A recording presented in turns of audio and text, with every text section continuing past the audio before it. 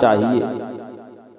मित्रों ने कह दिया प्रहलाद जी अभी हम छोटी अवस्था में हैं, अभी तो लड़के हैं, खेलने कूदने की उम्र है, अभी से हमें भजन में न लगाओ। प्रहलाद जी ने कहा ये बताओ क्या तुम्हें पता है कि तुम बूढ़े हो पाओगे?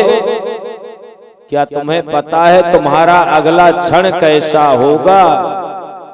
इसलिए भजन आज ही कर लेना चाहिए, भजन कल के लिए उधार न करना चाहिए। एक विद्वान की कल्पना, भगवान से प्रार्थना है, कृष्ण त्वदीय पद पंकज पिंजरान्ते अद्यैव मे विशतु मानस राजहंस प्राण प्रयाण समये कफवात पित्तई कंठावरोधन विधौ स्मरणं कुतस्ते। हे भगवन्, हे मानस राजहंस, आज से ही आप मेरे हृदय में निवास करिए, आज से ही आपके चरणों की भक्ति में मेरा मन लग जाए, क्योंकि जब बुढ़ापा आएगा उस समय कफ वात पित्त के द्वारा ये शरीर शिथिल हो जाएगा, हमारा कंठ अवरुद्ध होगा, घुरघुराने लगेगा, तब आपका नाम न निकलेगा प्रभु। इसलिए आज से ही मैं आपका नाम भजने लगूं, ऐसी कृपा करिए।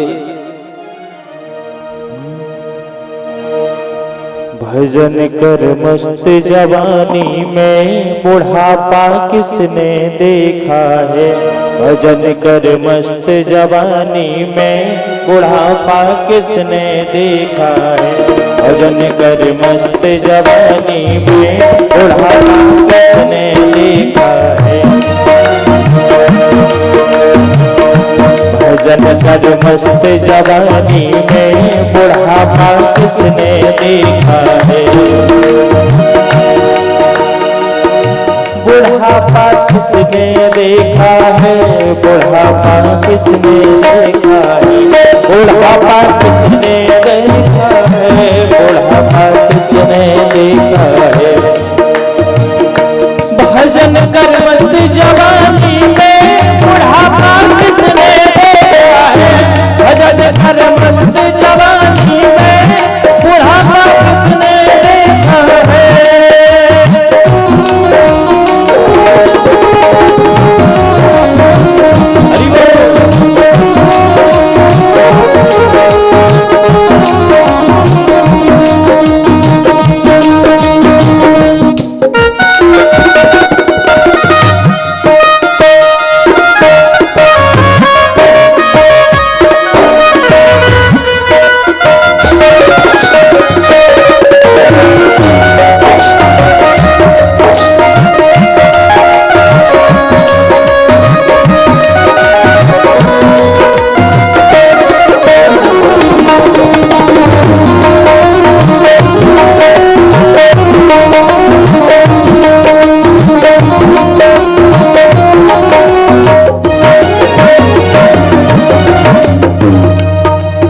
भजन कर मस्त जवानी में वो बुढ़ापा किसने देखा है? बिल्कुल सही बात है कि बुढ़ापा आ भी पाता है कि नहीं आ पाता है, और अगर आ गया कान से बहरे हो जाओगे, भजन तुम सुन नहीं पाओगे, भजन तुम सुन नहीं पाओगे। इसलिए भजन सुन मस्त जवानी में, भजन सुन मस्त जवानी में बुढ़ापा किसे देखा है? भजन सुन मस्त जवानी में बुढ़ापा किसे देखा है?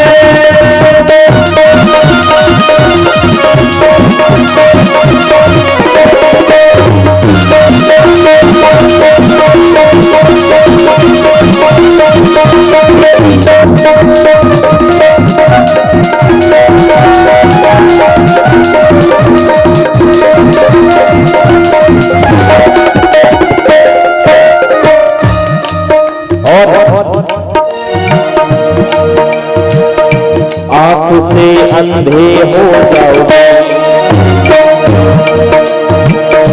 भजन तुम गा नहीं पाओगे। और पता नहीं फिर कितने नंबर का चश्मा लग जाए। ये चश्मा काम कर भी पाता है कि नहीं कर पाता है।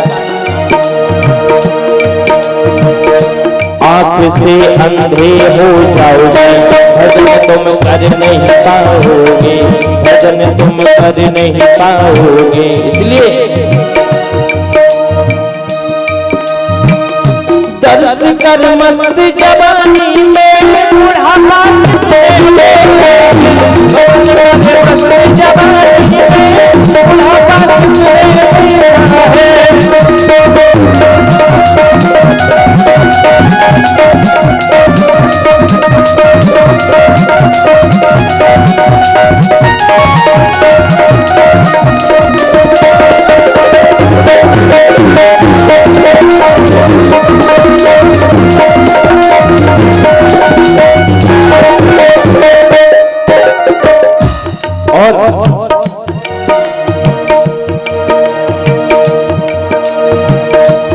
रूह से भूखे रह जाओगे।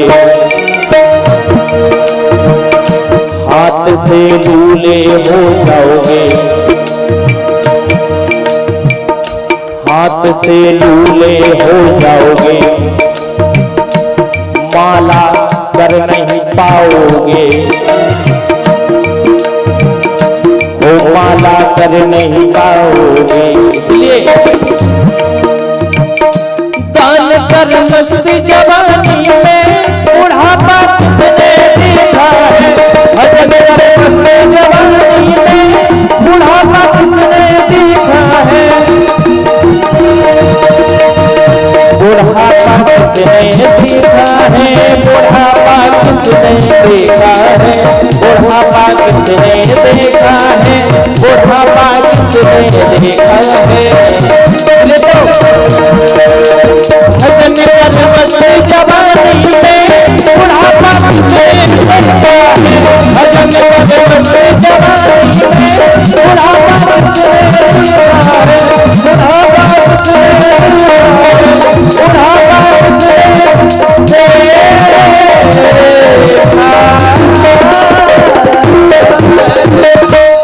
बोलिए वृंदावन बिहारी लाल की जय हो। भागवत धर्म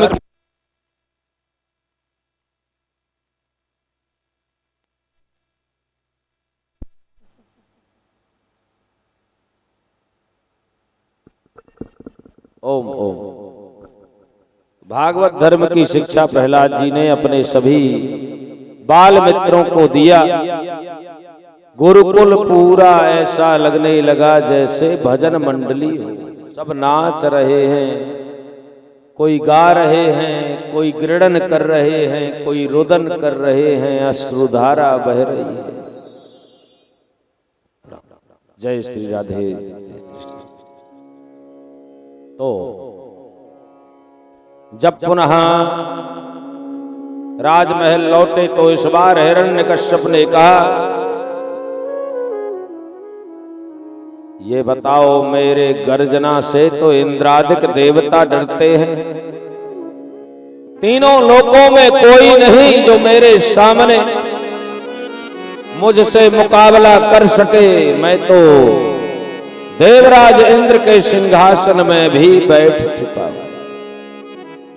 तुम्हें किसका बल प्राप्त है कि तुम हिरण्यकश्यप के सामने गर्जना कर रहे हो? कौन सा बल प्राप्त है तुम्हें, बताओ। प्रहलाद जी ने कहा, न केवलम में भवतश्च राजन सबई बलम बलिनाम चा परेशान। परे वरे मी स्थिर जंगमाये ब्रह्मादयो ये न वश प्रणीता। हे राजन हिरण्यकश्यपु, वो बल केवल मुझे नहीं, वही बल आपको प्राप्त है। वही बल संसार के सभी बलियों को प्राप्त है। उसी बल से ब्रह्मा जी सृष्टि करते हैं,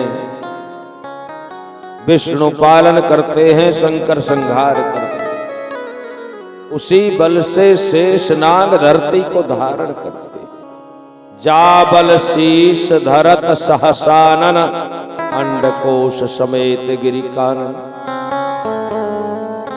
रावण की सभा में रावण ने वीर बजरंगबली से कहा कि ही के बल घाल बन खीसा। अरे बंदर, किसके बल से तुम गर्जना कर रहे हो लंका में? रावण के सामने तुम्हारे हिम्मत कैसे हो गई?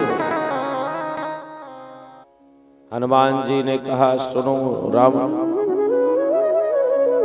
वही बल है, वही मुझे भी प्राप्त है, वही तुम्हें भी प्राप्त है। संसार के सब बलियों को वही बल प्राप्त है, उसी बल से मैं गर्जना कर रहा हूं।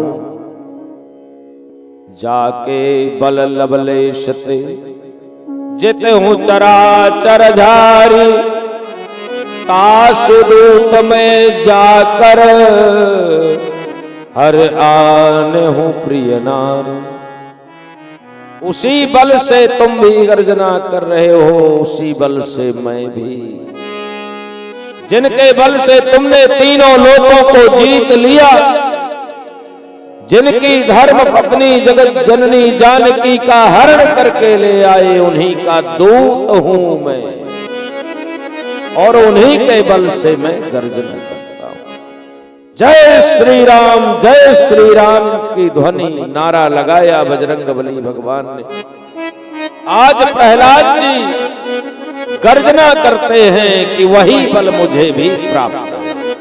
अब प्रहलाद के मारने के उपाय ढूंढने लगा हिरण्यकश्यप।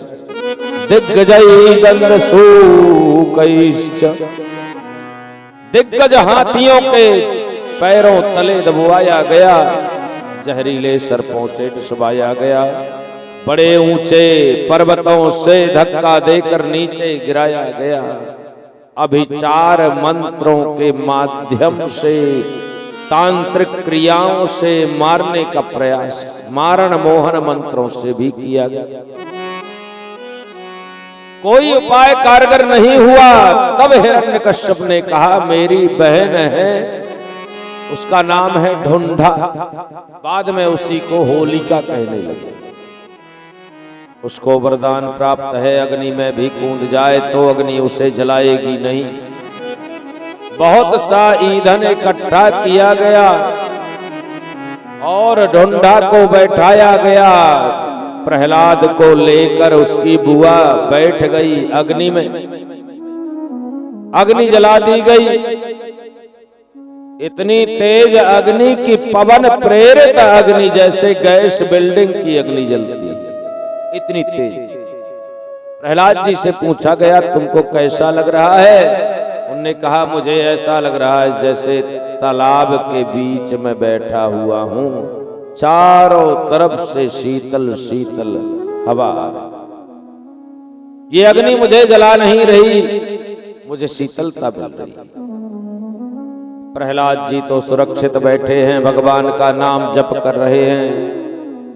प्रहलाद की बुआ जलने लगी। जलते हुए उसने कहा, ब्रह्मा तुम्हारा वरदान झूठा है। तुमने कहा था आग से नहीं जलोगी, आज मैं जल रही हूं, मरने वाली हूं।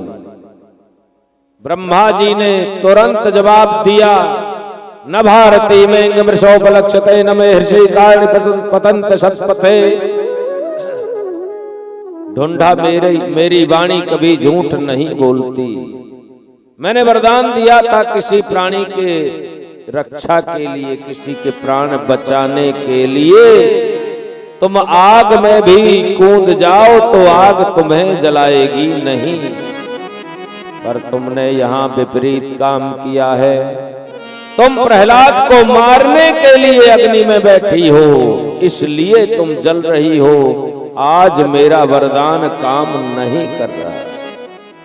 मायापति सेवक सन माया, करता उलट पर खगराया।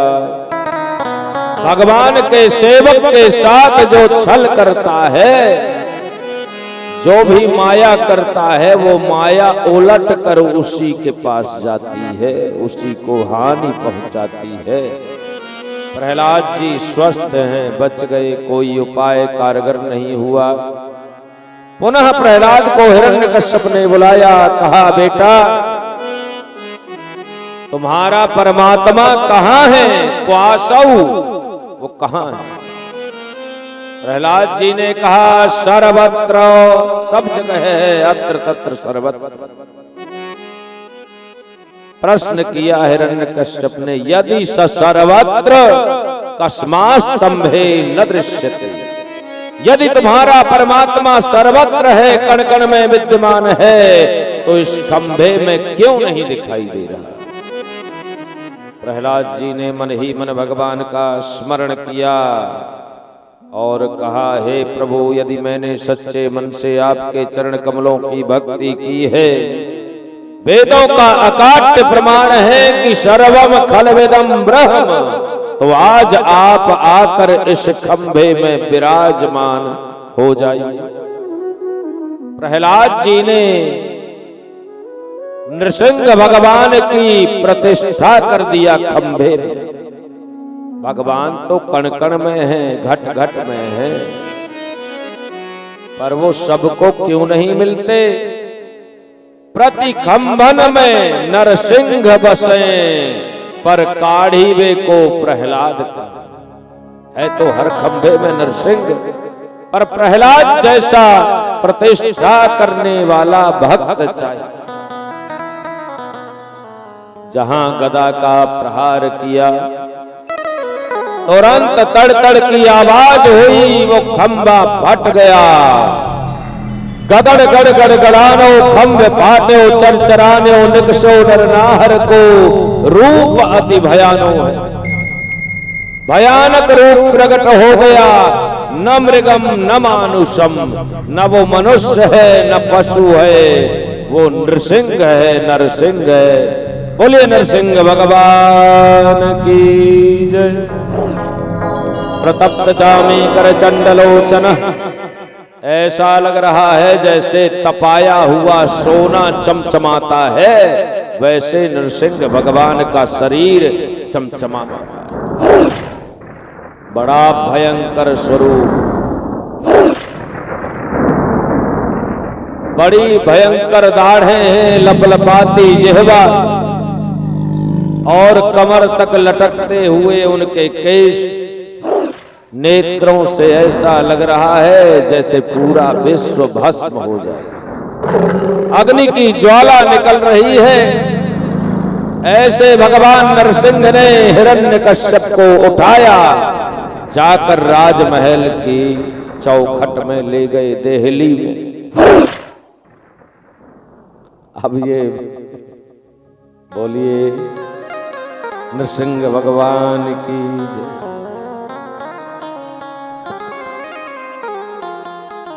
ले गए चौखट में, देहली में अपनी गोद में लिया और कहा, हिरण्यकश्यप, अपने वरदानों को स्मरण करो जो ब्रह्मा जी से तुमने मांगा था। मैं न ऊपर मरूं न नीचे, तो देख लो ये देहली है, चौखट है, न ये धरती में है न ऊपर है, बीच में। तुमने कहा था न दिन में मरूं न रात में, संध्या का समय है, न ये दिन है न रात। तुमने कहा था न मैं यक्ष किन्नर गंधर्व मनुष्य देवता किसी से न मरूं, तो देख लो मैं कुछ भी नहीं हूं, न मनुष्य हूं, न यक्ष हूं, न किन्नर हूं, न गंधर्व हूं, न देवता हूं, न भूत प्रेत पिशाच हूं। मैं आधा नर हूं और आधा सिंह हूं। अच्छा, कहा था ब्रह्मा जी आपकी बनाई हुई सृष्टि में से मैं किसी से न हूं, तो देख लो मुझे अच्छे से दर्शन कर लो। मुझे ब्रह्मा ने नहीं बनाया, आप प्रकट भय विधि न बनाए। मैं प्रकट होता हूं, ब्रह्मा आदि को मैं ही बनाता हूं, मुझे ब्रह्मा नहीं बनाता। न जिंदा से मरूं न मुर्दा से, तो देख लो मैं अपने नाखूनों से तुम्हें मारूंगा। ये नाखून न जिंदा है न मुर्दा। जीवित होते तो काटने में दर्द होता, यदि मुर्दा होते तो काटने के बाद दोबारा ये जमते नहीं, निकलते नहीं। न ये जिंदा है न मुर्दा। और देख लो, ब्रह्मा के बनाए हुए वर्ष के 12 महीनों में तुम्हें नहीं मार रहा। ये 13वां महीना मैंने प्रकट कर दिया। मल मास, अधिक मास, पुरुषोत्तम मास में मैं तुम्हारा वध कर रहा। तुरंत भगवान ने अपने नखों से, नाखूनों से हिरण्यकश्यप का वक्षस्थल विदीर्ण कर दिया।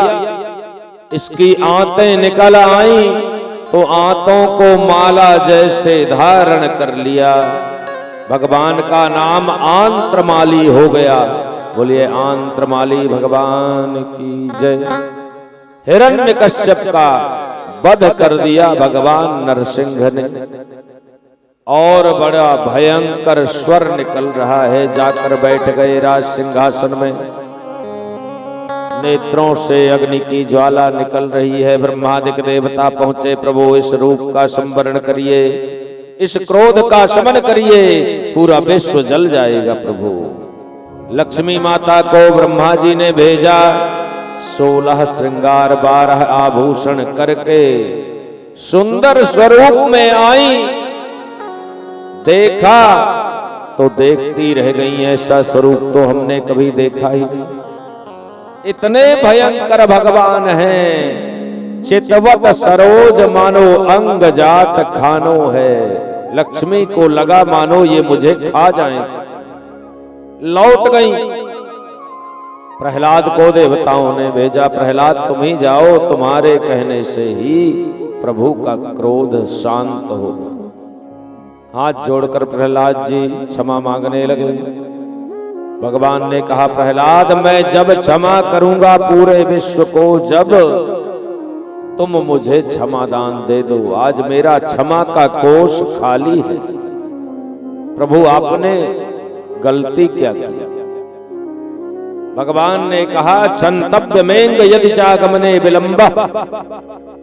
प्रहलाद तुम्हारे ऊपर इतने अत्याचार हुए, इतने कष्ट मिले, अभी तक मैं तुम्हें बचाने नहीं आया। मैंने आने में इतनी देरी कर दी है, इसलिए मुझे क्षमा करो। क्षमा करो भक्त मोहि देर भई आने में।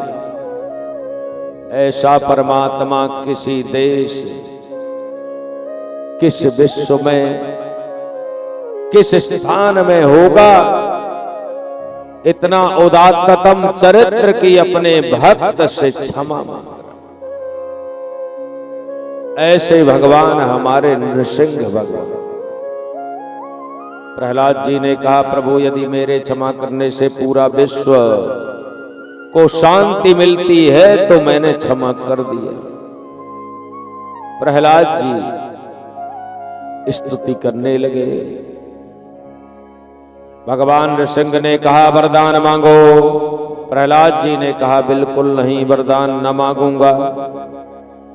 यदि मैंने आपकी भक्ति की बदले में वरदान मांग लिया तो आपका भक्त नहीं कहलाऊंगा। न सभृत्य सवई वणिक, फिर मैं भक्तों की श्रेणी में न रहूंगा, मैं व्यापारी कहला जाऊंगा। एक वस्तु देकर दूसरी वस्तु ले लेना ये तो व्यापार है प्रभु, भक्ति नहीं है। यदि आप वरदान देना चाहते हैं तो यह दीजिए कि कामना का बीज मेरे हृदय से नष्ट हो जाए। जन्म जन्मांतर युग युगांतर कल्प कल्पांतर तक मांगने की मेरी कभी इच्छा ही न बने, ये वरदान दीजिए। भगवान जब जाने लगे तब प्रहलाद जी को याद आया मेरे पिताजी का वध हो गया और भगवान जाने लगे। प्रहलाद जी ने कहा प्रभु मैं एक वरदान मांगना भूल गया, अब मैं मांग रहा हूं, निवेदन। मेरे पिताजी ने आपका जीवन भर विरोध किया, आपको अपशब्द कहे, इनकी दुर्गति न होने पाए ये कृपा करिए। भगवान ने कहा, प्रहलाद अभी तक तुम सयानों जैसी बातें कर रहे थे, अब अबोध बालक जैसी बात कर रहे हो। जिसकी मृत्यु मेरे करकमलों से हो, क्या उसकी दुर्गति होगी? जिसका पुत्र तुम जैसा उदात्त भक्त हो, क्या उस पिता माता की दुर्गति होगी? त्रिशब्द कृत्वा पूतस्ते, माता पिता तो मुक्त हो ही गए, तुम्हारे त्रिशब्द 7 में 3 का गुणा करिए, 21 पीढ़ियां तुम्हारी तर गई, 7 पहले की, 7 वर्तमान की, 7 भविष्य की। भगवान वरदान देकर अंतर्ध्यान हो गए। इस प्रकार से आपने दिव्य प्रहलाद चरित्र का श्रवण किया। अष्टम स्कंद में भगवान का हरि अवतार हो रहा।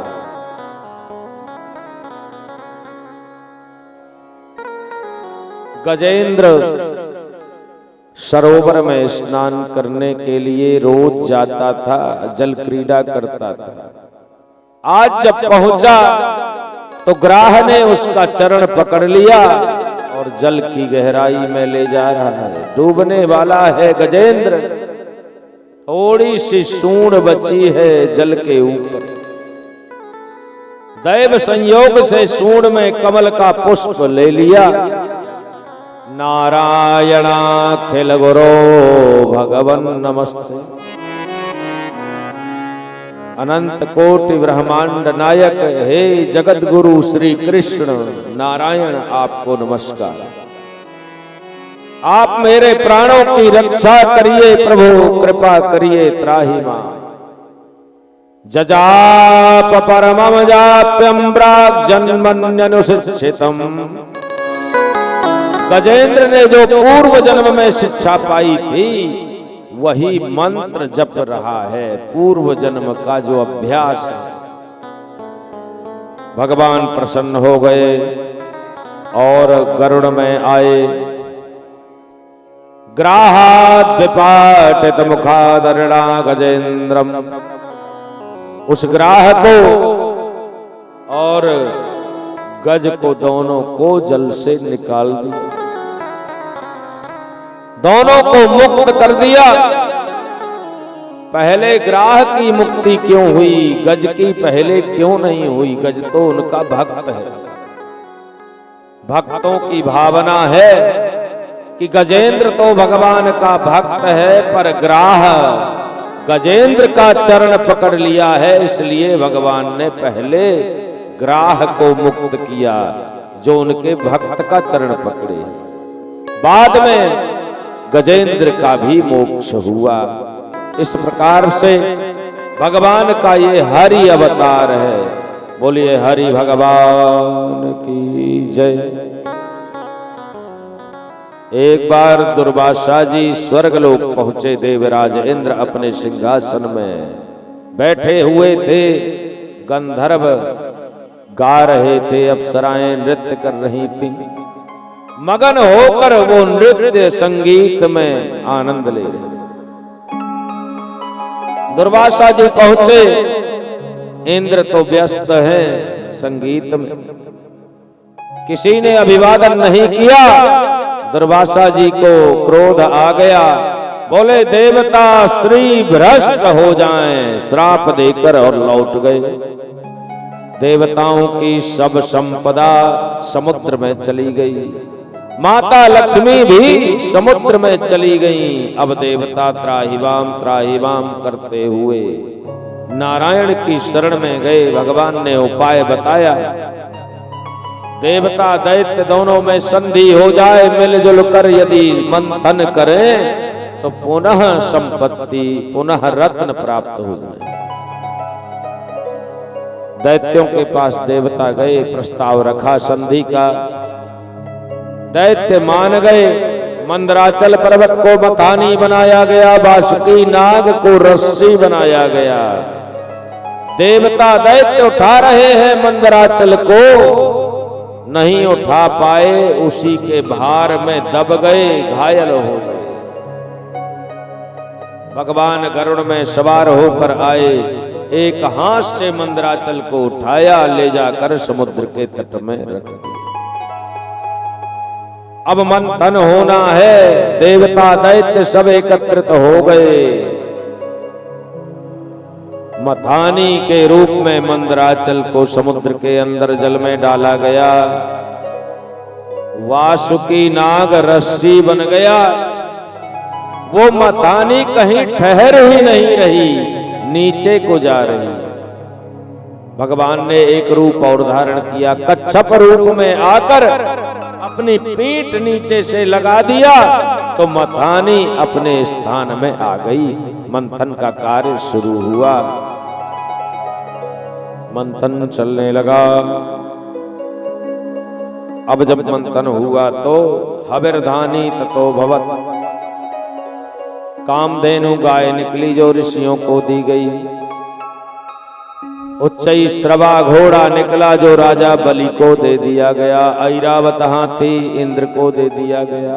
रंभादिक अप्सराएं स्वर्गलोक की संपदा बन गई। निवेदन करूं, समय की कमी है और कथाओं की तो कोई कमी ही नहीं, अनंत है। इसलिए स्पर्श करते हुए भगवान कृष्ण के जन्मोत्सव के प्रसंग तक पहुंचना लक्ष्य है। अमृत नहीं निकला, भगवान अजित स्वयं आकर मंथन करने लगे, पर निकला क्या? विशाल जलधि संभवा, हलाहल जहर निकल पड़ा। जहर की ज्वाला ऐसे उठी जैसे पूरा विश्व ब्रह्मांड जल जाए। देवता भगवान शंकर की शरण में गए। देव देव महादेव भूतात्मन भूत भावनो त्राहि नः शरणापन्ना त्रैलोक्य दहनात् विषात्। हे देवादिदेव महादेव भगवान शंकर, इस जहर से, कालकूट से, हलाहल जहर से सबकी रक्षा करिए। भगवान शंकर ने माता पार्वती की ओर देखा। भवानी अनुमोदन करो, मुझे क्या करना चाहिए? क्या मैं जहर का पान कर लूं? माता पार्वती, क्या कोई भी संसार की पतिव्रता स्त्री अपने मुख से अपने पति को ये न कहेगी कि आप जहर पी लीजिए? माता पार्वती कैसे कह दें कि जहर पी लीजिए? उनने केवल यह कहा, प्रजायाः स्वस्तिरस्तु। हे भोलेनाथ, ऐसा कुछ करिए कि मेरी प्रजा भी बच जाए, विश्व का भी कल्याण हो जाए। ततः करतली कृत्य व्यापी हालाहलम विषम।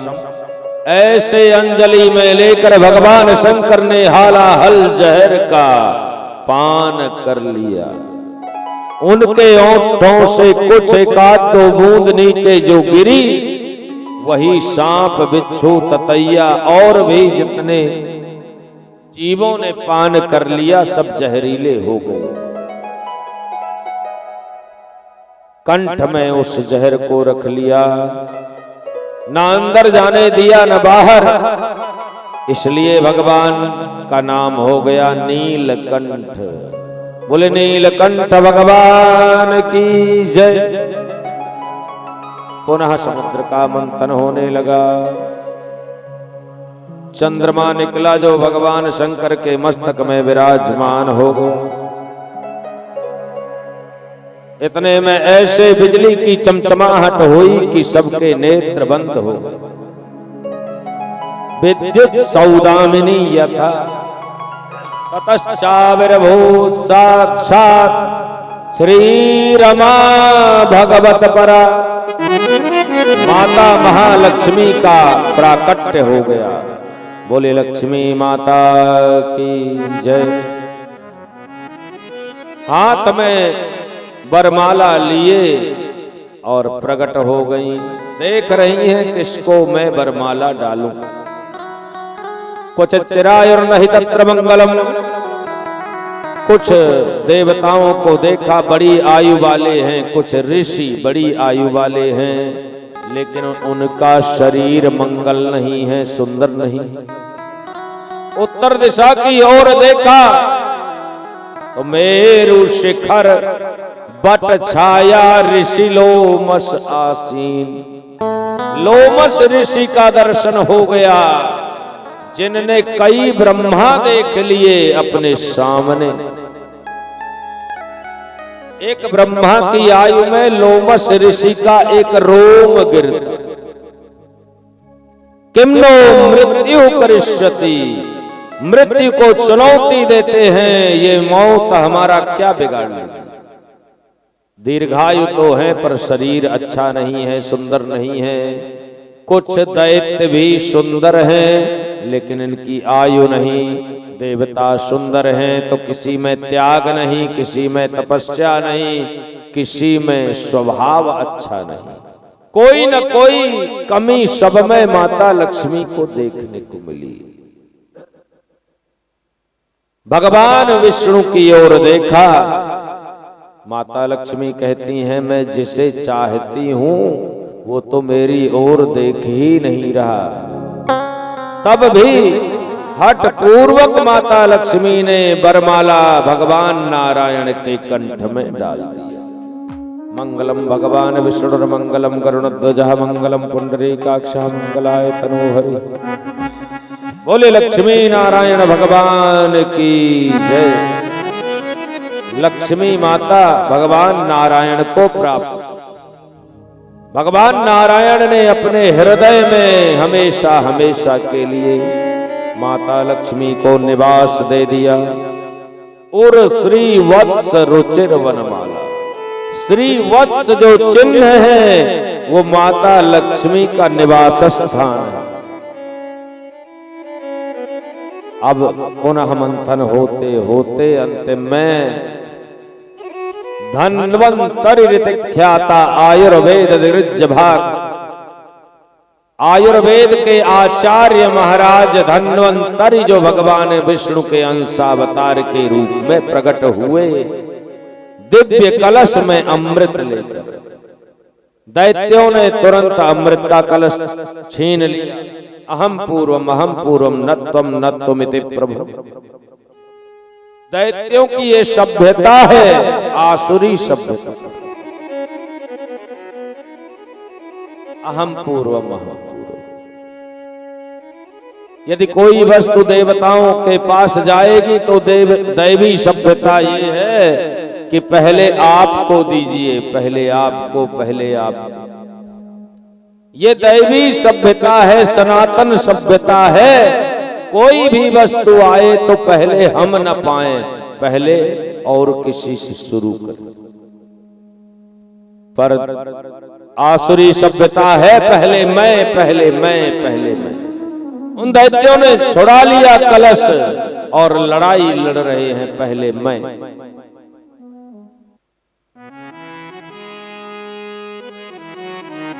इतने में भगवान ने कहा देवताओं से घबराओ नहीं, इस कार्य को मैं साध लूंगा। तुरंत मोहिनी रूप में भगवान प्रकट हो गए। इतना सुंदर स्वरूप कि बड़े बड़े ब्रह्मादिक देवता भी मोहित हो जाएं, असुरों की तो बात।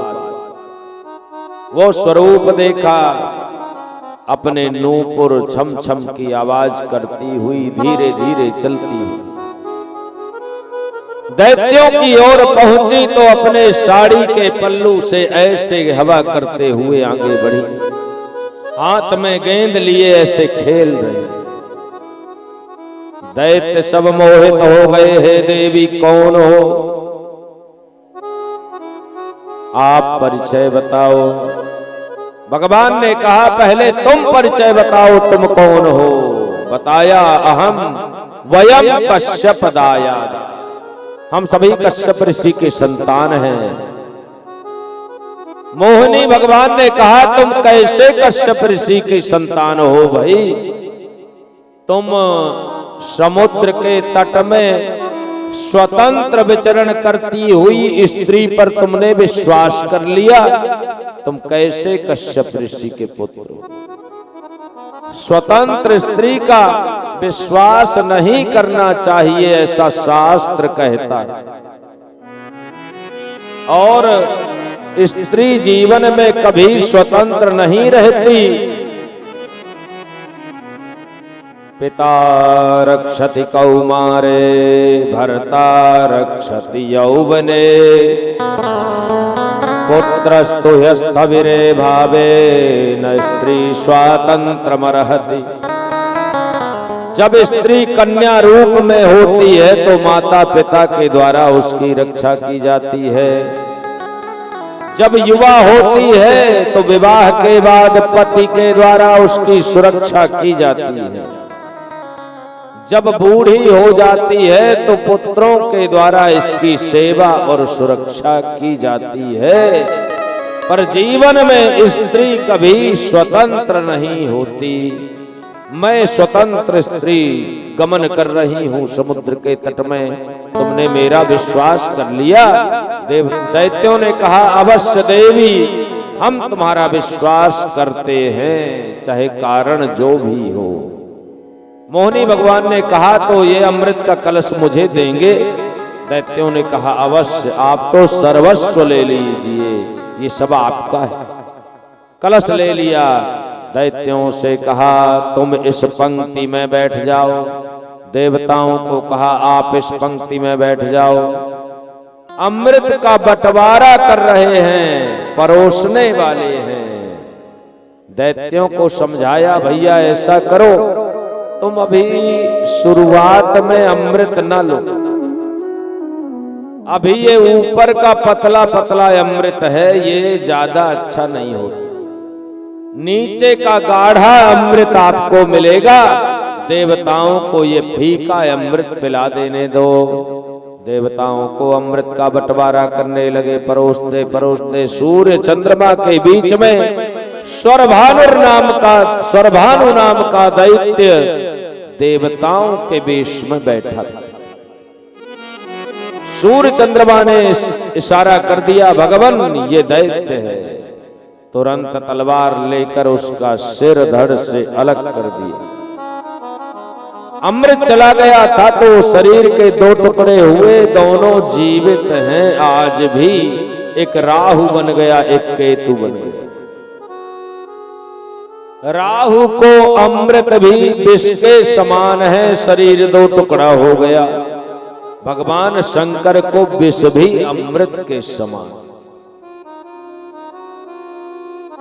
अमृत का बंटवारा हो गया। देवताओं को अमृत मिल गया, दैत्यों को वारुणी मदिरा मिली। देवासुर संग्राम हुआ, बड़ा भयंकर युद्ध हुआ जिसमें देवता तो अजर अमर हैं, बच गए, पर दानव मारे गए। देवर्षि नारद जी ने युद्ध बंद करवाया। शुक्राचार्य जी आ गए, संजीवनी विद्या के माध्यम से असुरों को पुनः जीवित कर दिया। ऐसी माया कर दी कि इन्हें युद्ध का ध्यान न आवे कि हम एक बार मर चुके हैं, ये ध्यान न आवे। चले गए दैत्य और देवता अपने अपने धाम को, अपने अपने स्थान को। अब समय आया, एक बार दैत्यों के राजा बलि ने स्वर्ग में चढ़ाई कर दी, जाकर देवराज इंद्र के आसन में बैठ गए। दैत्य गुरु शुक्राचार्य जी पहुंच गए, बोले राजा बलि अनधिकृत चेष्टा मत करो, तुम्हारा अधिकार नहीं है कि इंद्र के आसन में बैठो। अयोग्य हो, अनधिकारी हो। यहां बैठने की योग्यता है कि जब 100 अश्वमेध यज्ञ कोई कर ले तब इसमें बैठे। सिंहासन से उतार दिया। राजा बलि दैत्य गुरु शुक्राचार्य जी के आदेश से नर्मदा के तट में भृगु कक्ष स्थान में यज्ञ करने लगे। अश्वमेध यज्ञ एक यज्ञ हुआ, समाप्ति हुई कि दूसरा यज्ञ फिर शुरू हो गया। चलते चलते चलते 99 यज्ञ हो गए। 100वां अश्वमेध यज्ञ प्रारंभ हुआ कि यहां माता अदिति ने महाराज कश्यप से निवेदन किया कि दिति के पुत्र जितने दैत्य हैं वो सब सुख पूर्वक जीवन व्यतीत कर रहे हैं, पर मेरे पुत्र देवता इस समय दर दर की ठोकरें खा रहे हैं, तीनों लोकों में भटक रहे हैं, कहीं आश्रय नहीं मिल रहा। कृपा करिए ऐसे पुत्र का वरदान दीजिए जिसके द्वारा देवताओं को विजय मिल जाए। महाराज कश्यप ने पयोव्रत का विधान बताया। फाल्गुन मास के शुक्ल पक्ष के प्रतिपदा से पूर्णिमा तक चलने वाला पयोव्रत के प्रभाव से भगवान नारायण अदिति कश्यप के यहाँ वामन के रूप में प्रकट हुए। विजया द्वादशी को बोलिए वामन भगवान की जय। उपेंद्र इति विख्यातो वामनत्वाच्च वामनः। इंद्र के छोटे भाई होने के कारण इनका नाम उपेंद्र हुआ। वामन अंगुल का शरीर है, इसलिए इनका नाम वामन भी हो गया। सभी देवताओं ने आकर इनको आभूषणों से सुसज्जित किया। इनका उपनयन संस्कार हुआ। साक्षात सूर्य नारायण ने गायत्री मंत्र का उपदेश दिया। साक्षात अन्नपूर्णा ने भिक्षा दी। बृहस्पति देवगुरु बृहस्पति ने ब्रह्मसूत्र यज्ञोपवीत पहनाया। किसी देवता ने खड़ाऊं दिया, किसी ने छत्र दिया, किसी ने पत्रिका दे दी। अलग अलग वस्तुओं का उपहार देवताओं ने दिया। मानवक रूप में, ब्रह्मचारी रूप में भिक्षा के लिए राजा बलि के यज्ञशाला की तरफ भगवान वामन प्रस्थान करते हैं। एक एक कदम चलने से ऐसा लगता है मानो ये धरती झुक रही है, नब रही है। भारेण गाम शमनमयन पदे पदे। ये धरती माता इनकी पत्नी है। आज भगवान को आया हुआ देखकर प्रणाम कर रही है। राजा बलि के यज्ञशाला के समीप भगवान पहुंचे। सदस्यों ने कहा यज्ञशाला में ऐसा लग रहा है जैसे हमारे यज्ञशाला में सूर्य नारायण भगवान आ रहे हैं।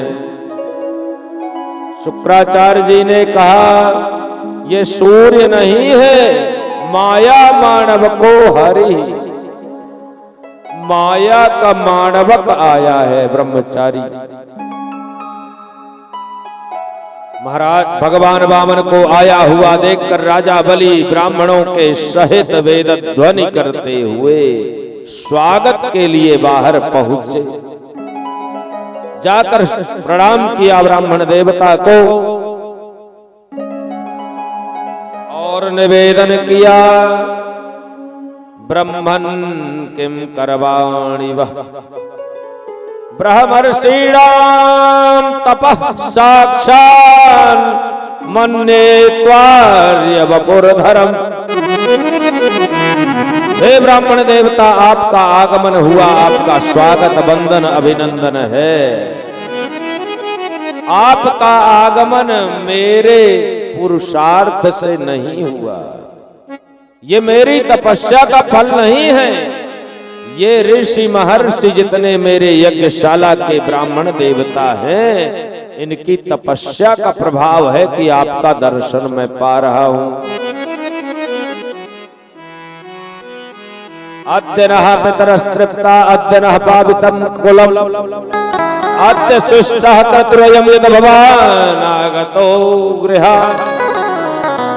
आज मेरे पितर तृप्त हो गए, आज मेरा समूचा यादव दैत्य कुल, समूचा दानव कुल पवित्र हो गया। आज मेरा यज्ञ श्रेष्ठ हो गया, संपन्न हो गया। जब आपके चरण इस यज्ञशाला में पड़ गए भगवान, आप मांगिए क्या चाहते। काम कांचनम गुणवधे मधाम, आप गौ मांग लीजिए, सोना चांदी हीरा मोती हाथी घोड़ा रथ जो भी चाहिए। उत्वा विप्रकन्याम, यदि विवाह करना चाहते हैं तो ब्राह्मण कन्या से आपका विवाह कर दूं। बताइए जो चाहते हैं बताइए। भगवान ने कहा राजन इतनी वस्तुएं हमें नहीं चाहिए, यदि देना चाहते हो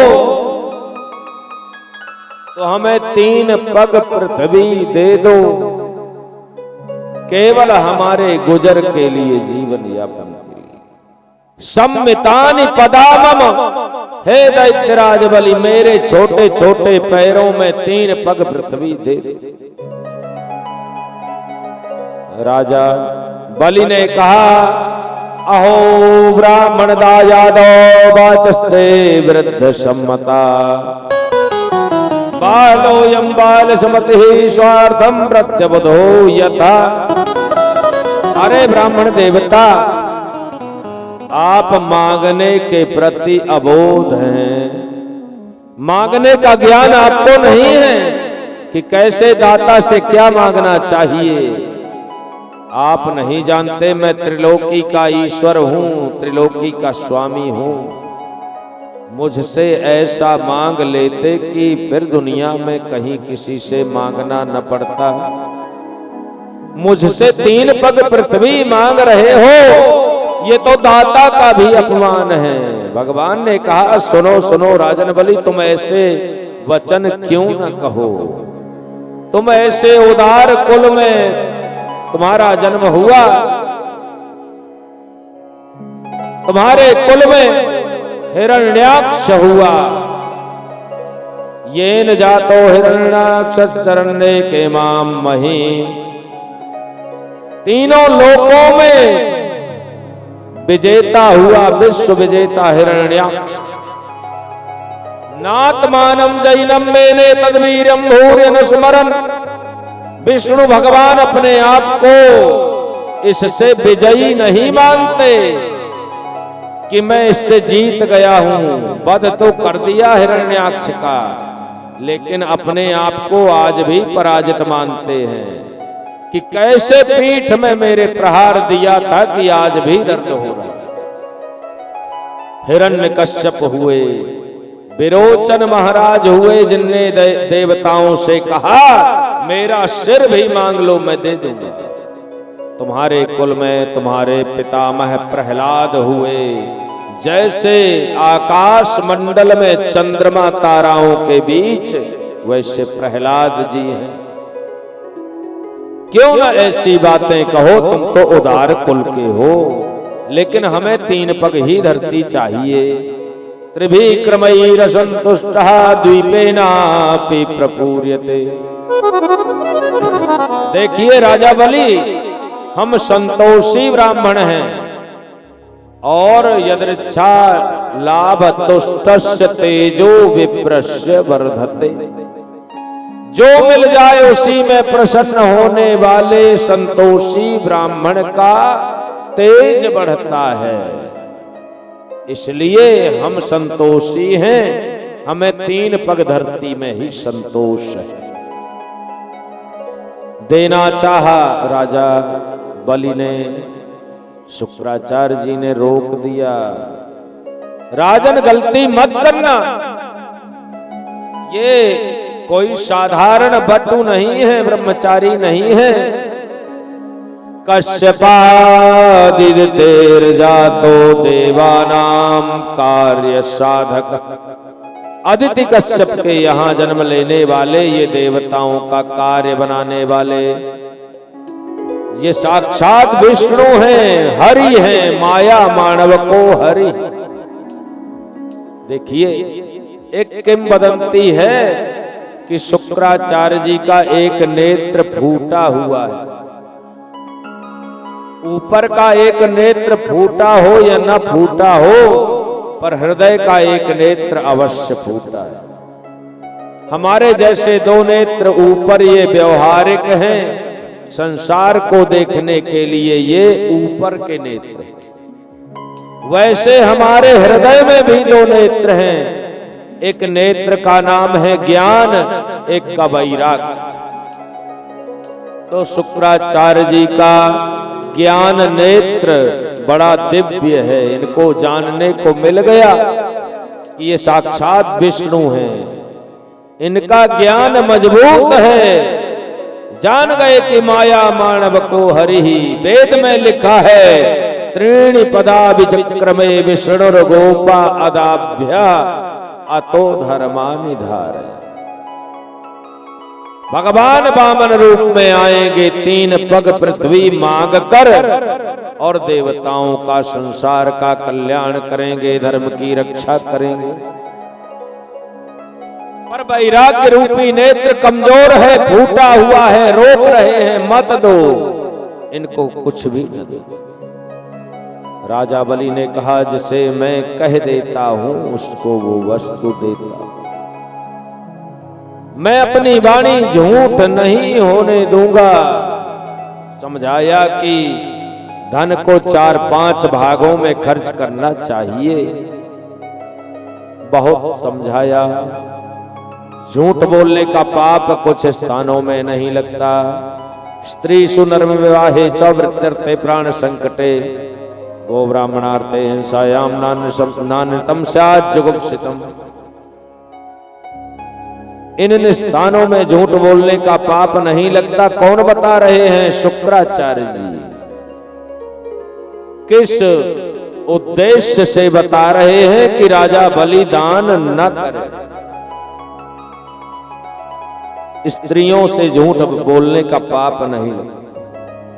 इस स्त्री शब्द का अर्थ हमारे समाज में रहने वाली माताएं, बहन, बेटियां नहीं, असामाजिक स्त्रियां, उल्टा स्त्रियां, जिनसे झूठ बोल दो तो पाप न लगेगा।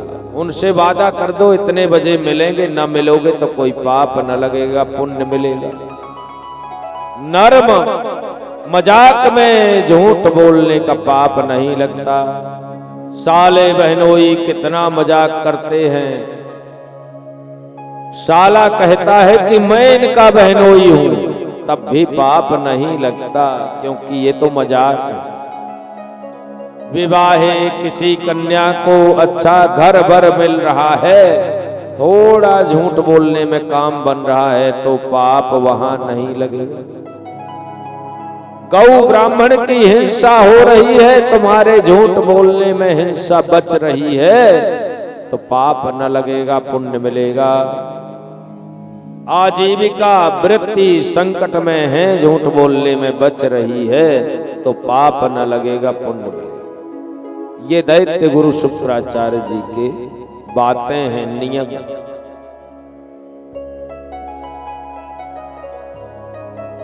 राजा बलि स्वयं संकल्प बोलने में समर्थ हैं। 99 यज्ञ तो कर चुके हैं। संकल्प लिया, हाथ में अपनी पत्नी विंध्यावली से कहा जल डालो। जल की धारा चलाने लगी। संकल्प पूरा होते होते भगवान वामन विराट बन गए। बोलिए विराट पुरुष भगवान की जय। त्रिविक्रम भगवान की जय। विराट स्वरूप धारण कर लिया। पग पाताल शीश अजधाम। इनका एक चरण पाताल को गया तो दूसरा सीधे ब्रह्मलोक को गया। ब्रह्मलोक में ब्रह्मांड का भेदन हुआ, जिससे रस निकला। ब्रह्मा जी ने कमंडल में भरा, वही कालांतर में गंगा कहलाई। ऋक्षराज जामवंत ने 2 घड़ी के समय में 7 परिक्रमा धरती की कर लिया और भगवान वामन के विश्व विजेता होने का डंका पीट दिया। अपने शरीर का आयतन इतना बढ़ाया कि पूरी दिशाएं नप गई। पाताल से ब्रह्मलोक तक नाप लिया, तीसरा पैर अब कहां नापेंगे। राजा बलि से कहा, 2 पग में मैंने पूरा त्रिलोकी नाप ली, तारती यश को तो गति, तीसरा पग कहां रख। विनीतानंदन गरुड़ को आदेश दिया, राजा बलि को पास में बांध लो, बंधन में कर लो। गरुड़ ने बांध लिया बलि को। ब्रह्मा जी ने कहा, प्रभु नायम रहति बंधन।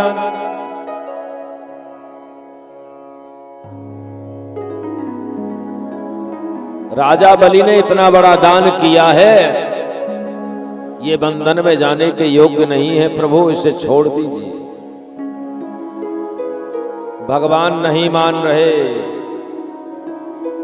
राजा बलि ने निवेदन किया, प्रभु ये बताइए, ये त्रिलोकी बड़ी है कि तीनों लोकों का स्वामी बड़ा है? बोले स्वामी बड़ा है। प्रभु ये बताइए, धन बड़ा है कि धनवान? बोले धनवान। घर बड़ा होता है कि घर का स्वामी? बोले घर का स्वामी। घर का स्वामी यदि रहेगा तो कई ऐसे घर बन जाएंगे। तो प्रभु ये तीनों लोक का मैं स्वामी हूं। 2 पग में यदि आपने तीनों लोक नाप लिए तो तीसरा पग मेरे सिर में रख दो प्रभु। पदम तृतीयम कुरु शीर्षणि में निजम। प्रभु तीसरा पग मेरे मस्तक में रख दीजिए। तुरंत भगवान ने अपना चरण राजा बलि के मस्तक में रख दिया। इतने में प्रहलाद जी आ गए। वह झांकी का दर्शन करके विभोर हो गए। प्रहलाद जी ने निवेदन किया, प्रभु बड़े बड़े योगींद्र मुनींद्र अमलात्मा परमहंस परिव्राजकाचार्य जन्म जन्मांतर युग युगांतर कल्प कल्पांतर तक तपस्या करते हैं, नाक रगड़ते हैं, आपके चरणों की धूल नहीं मिल पाती। आज वो चरण मेरे पौत्र बलि के मस्तक में रखा हुआ है। इस झांकी का दर्शन मैं करता रहूं, ऐसी कृपा करे रहिए। और प्रभु मुझे इस झांकी से एक संदेश और मिल रहा है। यहां आपकी भगवत्ता प्रमाणित हो रही है। जब आप देते हैं तो राजा बलि की तरह देते हैं कि तीनों लोकों का स्वामी बना दिया है आपने राजा बलि को। और जब छीनते हैं तो राजा बलि की तरह छीनते हैं। आज रंक बन गया, आज कुछ भी नहीं है इसके पास। पल भर में आप क्या से क्या कर दें, कोई समझ नहीं पाएगा। ये जीव की बुद्धि के परे विषय है। प्रहलाद जी ने जब भगवान की स्तुति की, राजा बलि के नेत्रों से अश्रुधारा बह पड़ी। शुक्राचार्य जी ने निवेदन किया, मंत्र तंत्र तच्छिद्रम देश काला रहवस्तुतः सर्वं भवति निश्चिद्रम नाम संकीर्तनात् तव। मंत्र तंत्र स्थान मुहूर्त और पूजा की वस्तुएं, इनमें त्रुटियां हो जाती हैं। कुछ यजमान की हैं और कुछ आचार्यों की। प्रभु इन सभी त्रुटियों का निराकरण, शमन आपके कीर्तन मात्र से हो जाता है। पर मेरे यजमान के यज्ञ में तो स्वयं आप स्वयं दर्शन दे रहे हैं। मेरे यजमान का यज्ञ संपन्न हुआ। भगवान ने आदेश दिया, प्रहलाद जी आप अपने पुत्र पौत्रों को लेकर सुतल लोक चले जाइए, वहां इनका विधिवत राज्य पाठ दीजिए, पालन पोषण करिए। राजा बलि ने वरदान मांगा, प्रभु जहां भी देखूं तो वहां आपका दर्शन हो।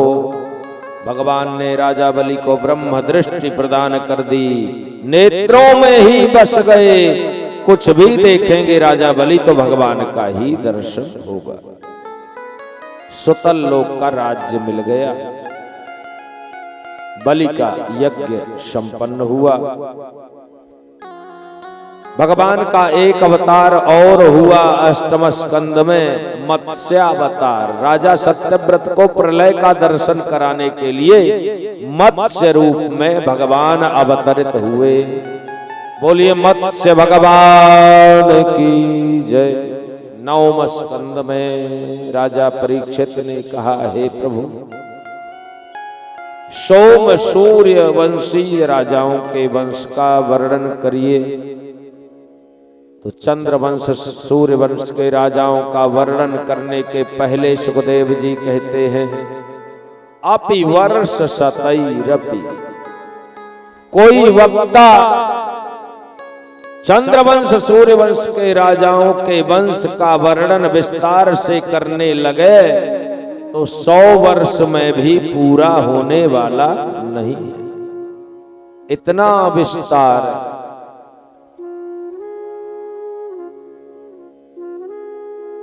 नवम स्कंद में सूर्यवंशीय चंद्रवंशीय राजाओं के वंश का वर्णन हुआ।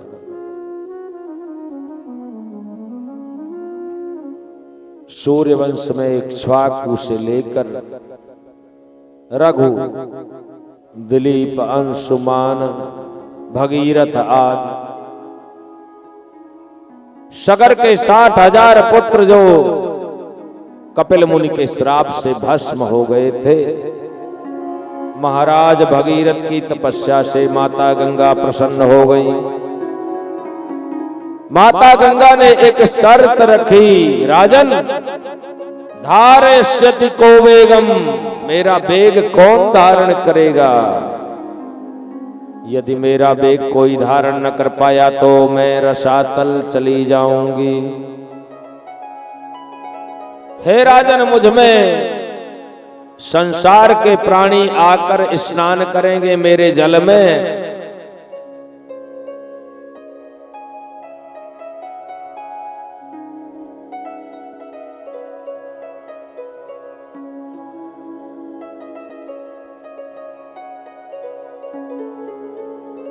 संसार के प्राणी मुझ में अपने पापों को धोएंगे, कभी मैं भी मैली हो जाऊंगी, तो मैं अपना पाप कहां धोऊंगी ये बताओ, तब मैं चलूंगी। महाराज भगीरथ ने कहा, आपके वेग को भगवान शंकर धारण करेंगे अपनी जटाओं, और धरती लोक में साधवो न्यासिनः शुद्धाः शांताः ब्रह्मचारिणः, बड़े बड़े साधु सन्यासी समदर्शी महात्मा जब आपके जल में स्नान करेंगे तो आपका भी पाप नष्ट हो जाएगा। माता गंगा मान गई और आ गई। 3 धाराएं हुई, आकाश, धरती और पाताल।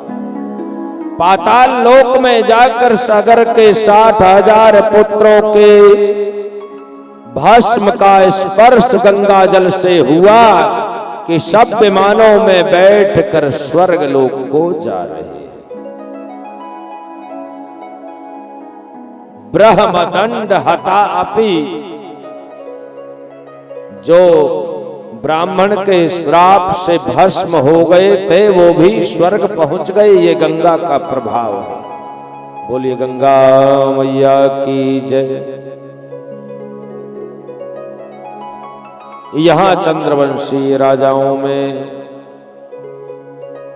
ऐसे दिव्य राजाओं का चरित्र वर्णन है कि एक ही राजा का चरित्र कहने सुनने लग जाएं तो एक समय में न होगा। हरिश्चंद्र, रंतिदेव, शिवी, दधीच जैसे राजा हुए। अम्बरीश जैसे महाभागवत का चरित्र कि दुर्वासा जी को तीनों लोकों में चक्र पीछा किए हैं, भगवान भी उस चक्र से नहीं बचा पाए। अंत तो गत्वा महाराज अम्बरीश ने जब सुदर्शन चक्र से निवेदन किया कि आप शांत हो जाइए, ये ब्राह्मण द्विजो भवतु विज्वरः, तब वो चक्र सुदर्शन ने क्षमा किया। महाराज अम्बरीश जैसे परम भागवत, हरिश्चंद्र जैसे सत्यवादी राजा, रंतिदेव जैसे उदार चरित्र,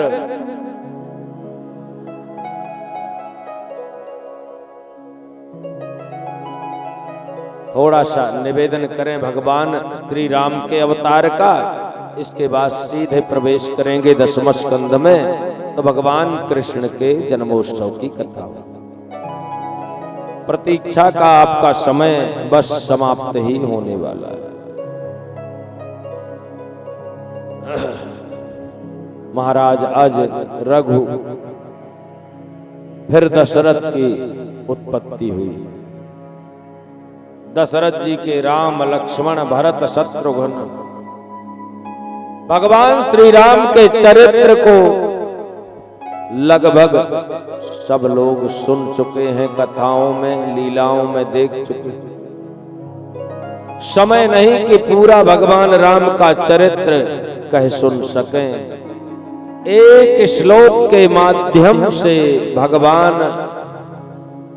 राम के इस उदात्तम जीवन का एक सूत्र धारण करें। भगवान श्री राम ने जब धराधाम के समस्त कार्यों का संपादन कर दिया, जाने वाले हैं साकेत धाम परम पद में, तो अपने भक्तों के हृदयों में अपने कंठ का कीर्ण चरणों को रख दिया और फिर चले गए। दंडक वन के कांटे जिन चरणों में चुभे हैं, वो चरण भगवान राम ने भक्तों के हृदयों में रख दिए। यत्पा स्वानाम हृदि वन्यस्य विद्धम दंडक कंटकैः, यत्पाद पल्लवम रामात्मज्योतिर्गात् ततः। दंड का कीर्ण चरणों को ही भगवान ने क्यों रखा? भगवान के तो कोमल भी चरण है ना। जानकी कर सरोजलालितौ, कोमलावज महेश वंदितौ, चिंतकस्य मुनि भृंग संगिनौ। भगवान राम के तो वो भी अति सुकोमल चरण हैं जिनको माता सीता सेवा करती हैं। इतने कोमल चरण जिनके सेवा भगवान शंकर और ब्रह्मा जी करते हैं। इतने कोमल चरण जिन चरणों का ध्यान मुनि अपने हृदयों में करते हैं, उन चरणों को क्यों नहीं रखा? कांटे चुभे चरण क्यों भगवान ने रखे भक्तों के हृदयों में? इसलिए कि भगवान इन कंटका कीर्ण चरणों के माध्यम से एक शिक्षा दे रहे हैं अपने भक्तों को। हे मेरे प्रिय भक्तों, किसी पर संकट आ जाए, कष्ट आ जाए, उनके कष्ट दूर करने के लिए तुम्हें अपने पैरों में कांटे चुभाने पड़ जाए तो वो दर्द सहन कर लेना, कष्ट सहन कर लेना, लेकिन परोपकार अवश्य करना, दूसरों के दुखों को अवश्य हरण करना। जैसे भगवान श्री राम ने प्रतिज्ञा की थी, भुज उठाए प्रण की, सकल मुनिन के आश्रम जाय जाय सुख। तभी तो दंडक बन के कांटे लगे थे। कांटों के माध्यम से भगवान अपने भक्तों को संदेश देकर जा रहे हैं कि मेरे जैसे ही तुम अन्य लोगों के दुखों को हरण करना, भले तुम्हें ही कितने कष्ट क्यों न उठाना पड़े। और भगवान श्री राम परम धाम को गमन करते हैं। बोले राघवेंद्र सरकार की जय। महाराज परीक्षित कहते हैं, कथितो वंश विस्तारो भवता तो मथुर्य और आज्ञाम चौभय वंश्यानाम चरितम परमाद्भुतम। हे गुरुदेव, आपके द्वारा दोनों वंशों के राजाओं का चरित्र कहा गया, सूर्य वंश और चंद्र वंश के। अब उस वंश का वर्णन करिए जिस वंश में भगवान नारायण कृष्ण के रूप में अवतरित हुए हैं। यदोश धर्मशीलस्यानतराम मुनि सत्तमा तत्रांशय नामतेरणस्य विष्णोर्वीर्याणि संसनः। भगवान के उस दिव्य अवतार चरित्र का वर्णन करिए। कृष्ण रूप में भगवान और बलराम के रूप में शेषनाग जी आए। सुखदेव जी महाराज कहते हैं, निवृत्त तरसैरुपगीयमानात् भवौ सदा श्रौत मनोभिराम कौत्तम श्लोक गुणानुवादात् पुमान् विरज्येत विना पशुगुना। भगवान का कथा चरित्र सुनने के लिए संसार का कैसा वो आत्महंता कोई एक पशुग न होगा जो भगवान की कथा न सुनने चाहे। बाकी समस्त संसार में सब भगवान की कथा सुनना चाहते हैं। बिना पशुघ्ना पशून हंतीति पशुघ्ना, जो पशुओं का हनन करने वाला ऐसा वही भगवान की कथा ना सुनेगा, बाकी सब सुनेगा। ते जड़ जीवन जात्मक घाती, ते जड़ जीवन जात्मक घाती, जिन्हि न रघुपति कथा सुहाती। जिनको भगवान की कथा अच्छी नहीं लगती वो आत्मघाती हैं। वो किसी और के साथ धोखा नहीं कर रहे, अपने साथ धोखा कर रहे हैं, अपने आप को ठग रहे हैं। संसार में सबको भगवान की कथा अच्छी लगती है। कौन ऐसा है इस कथा से निवृत्त होना चाहे? निवृत्त तरसई रूपगीयमानात् भवौ सदा श्रोत मनोभिराम। भगवान की कथा भवौषधि है।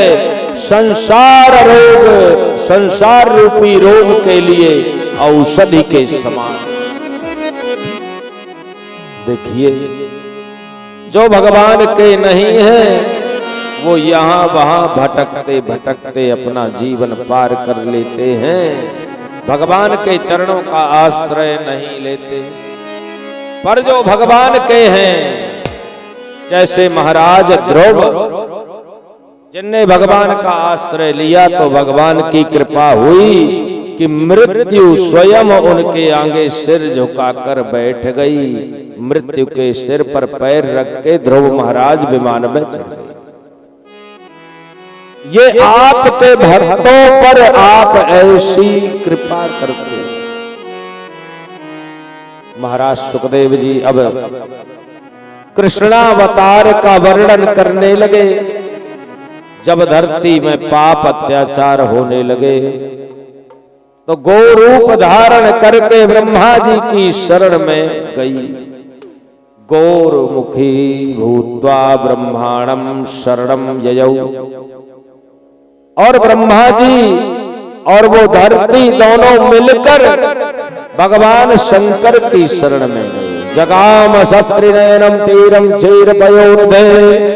भगवान शंकर ब्रह्मा और वो धरती माता तीनों मिलकर क्षीर सागर पहुंच गए। वहां जाकर भगवान विष्णु का दर्शन करना चाहते हैं। भगवान शंकर ने कहा, भगवान देश काल दिश विदिशहु माही, कहूं सो कहां जहां हरि नहीं। वो भगवान वो परमात्मा तीनों लोकों में, चारों दिशाओं में, विदिशाओं में, सब जगह अत्र तत्र सर्वत्र है, पर ऐसे मिलने वाला नहीं है। हरि व्यापक सर्वत्र समाना, प्रेम ते प्रगट होहि मैं जाना। सर्वत्र समान रूप से व्यापक है, विद्यमान है, लेकिन वो प्रेम से प्रकट होने वाले हैं।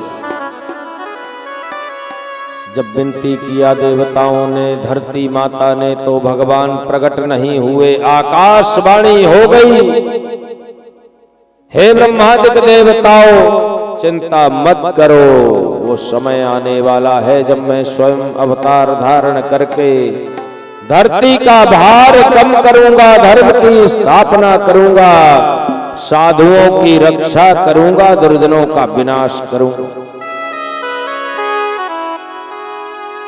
आकाशवाणी हो गई, वो गौ माता के रूप में धरती भी संतुष्ट हो गई। सब देवता अपने अपने धाम को गए। धरती माता